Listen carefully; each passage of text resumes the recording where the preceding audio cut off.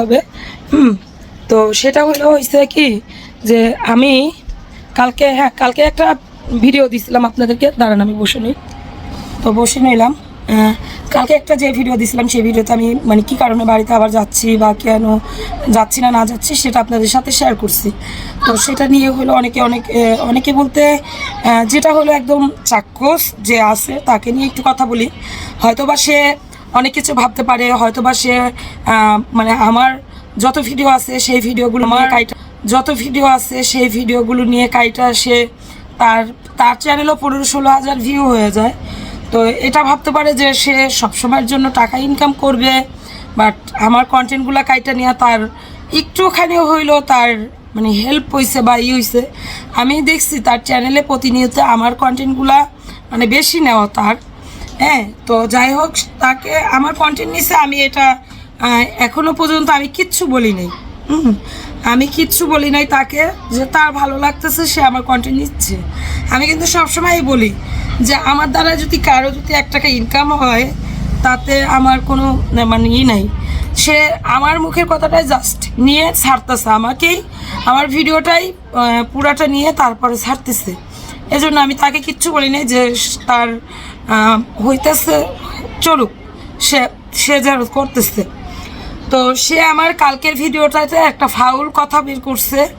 এটা তার কাছে কেমন মনে হইলো, সে কিভাবে কী করলো সেটা তার ব্যক্তিগত ব্যাপার, কিন্তু সে মনে হয় শুনতে ভুল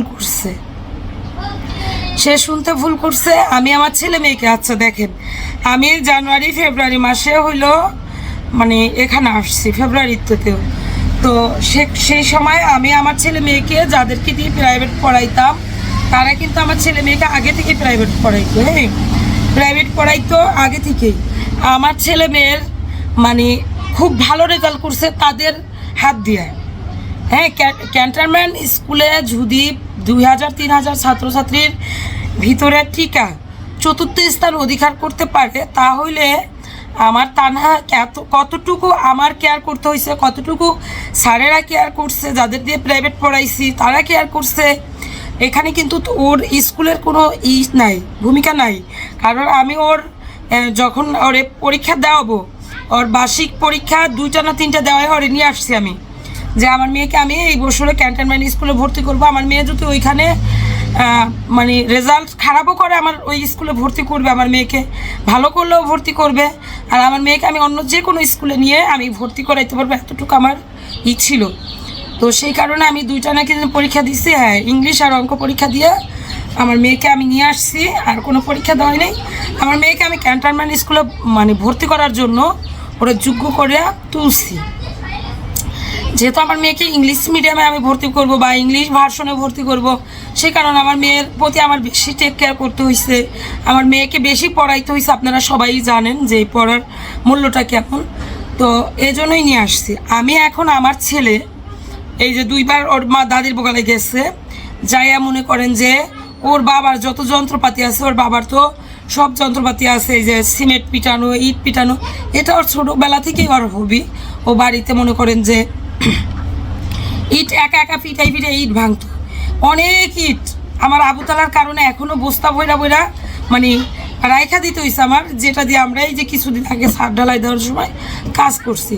তো অনেকবার যাওয়ার কারণে কি হয়েছে, মানে ওই জিনিসগুলো পাইয়া গেছে খেলার জিনিসগুলো পাইয়া গেছে। তারপর তো আর দাদি যতটুকু ভালোবাসে আলহামদুলিল্লাহ, দাদা তো প্রতিনিয়ত ওদের আমি মানে একটা আছে না, এখানে বইসাও কেন, ওঠো, এতটুকু টোকা দিতে পারি না ওর দাদার সামনে। এতটুকু টোকা দিলেও ওর দাদা মনে করেন যে আমার তো বকা দিবই, তারপরে আবারও পাইলা অরণ হয়ে গেছেন, এটাও বলবো ওর দাদা। তো সেই মানুষের সামনে কখনো মারা যায়, ছেলে সন্তান বলেন, কখনো মারা যায় না। তো এত ভালোবাসে ওর দাদা। আর ওর দাদি তো মানে আমি যেমন শাসন করিস তেমন শাসন করে। অন্যায় জিনিসগুলো আর দাদি প্রতিনিয়ত মানে কখনো অন্যায়ের প্রশ্রয় দেয় না, তার নাতি হোক যেই হোক। এখন ওই মা করে কি যে একটা করতেছে, ইটা বাইরে দিতেছে, যাই একটা পাশা পিছে থাপড় দিয়ে তোমার এইটারে করতেই হইব, তাহলেই করে কি দাদির বোকা তো লাফাই লুফাই উঠটা যাইব, তুমি আমার মাল্লাকে হ্যান ত্যান কইরা উঠতে যাইব, এই ও মনে করো অর্ধা দিয়ে হইলো ওরা ভালোবাসে না, বুঝছেন? এরকম একটা অবস্থা। তো আমি হইলো বলছি যে আমি আমার ছেলের জন্য বাড়িতে যাচ্ছি, একটা খাট, শুধু একটা খাট রেখে আসছি। তো আমার নিজের বাড়ি, আমার স্বামীর বাড়ি, আমার শ্বশুর বাড়ি, আমি যাব না কেন বলেন তো? আমার শাশুড়ি যদি আমাকে, আমার সাথে যদি আমি যদি আমার শাশুড়ির পাশে যাই, নাও দাঁড়াইতাম, নাও কথা বলতাম, তারপরে তো আমার বাড়িতে আমি যাচ্ছি। আমার কোন কোন জিনিসেরই যে এই জিনিসের জন্য শাশুড়ির কাছে আমার যাইতেই হবে, কোনো জিনিসের না।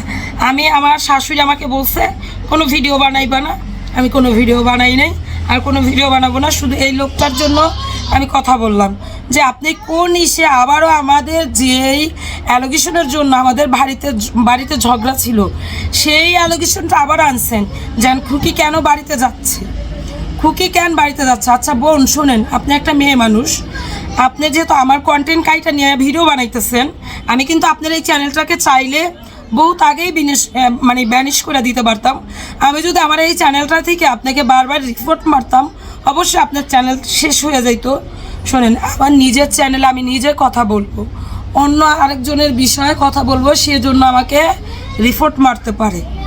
আর এখানে আপনি আমার ভিডিও কাইটা নিতেছেন, আমার ভিডিও কাইটা নিয়ে আপনি সরাসরি আমার ভিডিও ছাড়তেছেন। আপনার রিপোর্ট মারলে কি আপনি এতদিন থাকতে পারতেন না। কথা যা বলেন মাইপা বলবেন। আমার ছেলে মেয়ে, আমি বাড়িতে কুরবানি দিব, আমার ছেলে মেয়েকে নিয়ে আমার শুধু কুরবানির আগের দিন যায় বা কুরবানির পরের দিন আমার নিজের মতো করে আমার নিজের ঘর দুয়ারে আমার থাকতে হবে। এজন্য হইল আমি খাট কিনছি, সব কিছু কিনছি। এই কুরবানির সময় আমি আমার শ্বশুরের প্রায় হইল 1,25,000 টাকা, আরও হইলো 15,000 টাকা, 30,000 টাকা, 30 আরও হইলো 25, ধরেন আরও হইলো 10,000, 40,000, 1,40,000 টাকা আমি আমার শ্বশুরের ঋণ দিচ্ছি।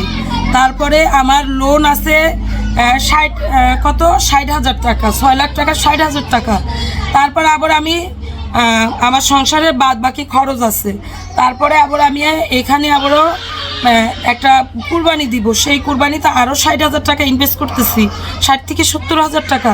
আবার আমার এই খাটটা কিনতে আমার 10,000 টাকা খাট, 5,000 টাকা ম্যাট্রেস। তারপরে আপনার একটা জাজিম কিনছি, সেই জাজিমটা হইলো 1100 টাকা। তাহলে কত হইলো? আপনার হইলো 15,100 টাকা। তারপর 3টা বালিশ কিনছি, এক একটা পার পিস 300 টাকা কইরা। গাড়ি ভাড়া দিছি 600 টাকা। হ্যাঁ, তো এবার ইত্যাদি মিলাই দেখবেন যে আমি 20-এর কোটায় গেছি নাকি।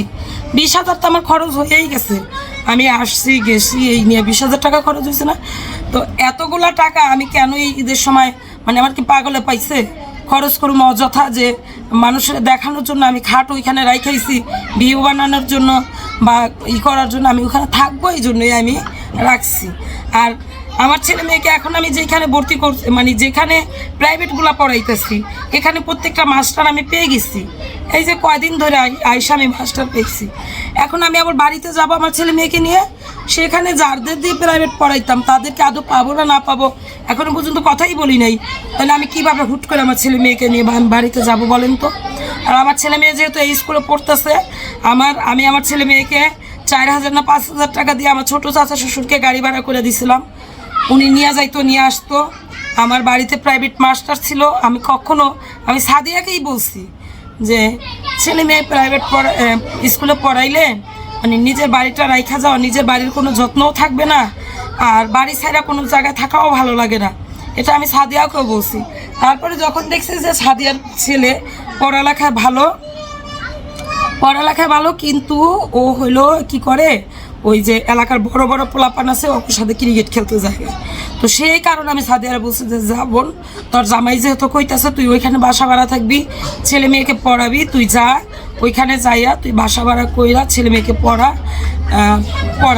আমরা এখান থেকেই যাব, তোর সাথে দেখা হবে। হ্যাঁ, এটা হলো কথা হয়েছিল। তো এই আমি যে আসছি, এটা কিন্তু আমার একদম শুধু আমার সংসারের ঝামেলার কারণে। আমার কখনোই ইচ্ছা ছিল না আমার বাড়ি ছেড়ে কোনোখানে আসবো। হ্যাঁ, কোনোখানে যদি আসার ইচ্ছাই থাকতো, সেই জানুয়ারি মাসের দিক দিয়ে আমার শাশুড়ি ভিন্ন হয়েছিল, তখনই আমি আইসা পড়তে পারতাম। যে শ্বশুর শাশুড়ি আমার কাছে নাই, তাহলে আমি কি করবো, আমি চলে যাই। হ্যাঁ, তখনই আমি আইসা পড়তে পারবো না। আপনি ফার্দার আমার ভিডিও কাইটা নিয়ে ভিডিও বানাবেন না, আর মানে উল্টাপাল্টা কথাও বলবেন না। আমার আপনার থেকে অনেক বড় বড় চ্যানেল আছে, তারাও আমাকে নিয়ে কথা বলে, কিন্তু আপনাকে অনেক বেশি আমি মানে মাথায় উড়াই ফেলছি, অনেক বেশি হইলো আমি আপনাকে লাইক দিয়ে ফেলছি আমার কন্টেন্টগুলো যেহেতু নিতেছেন।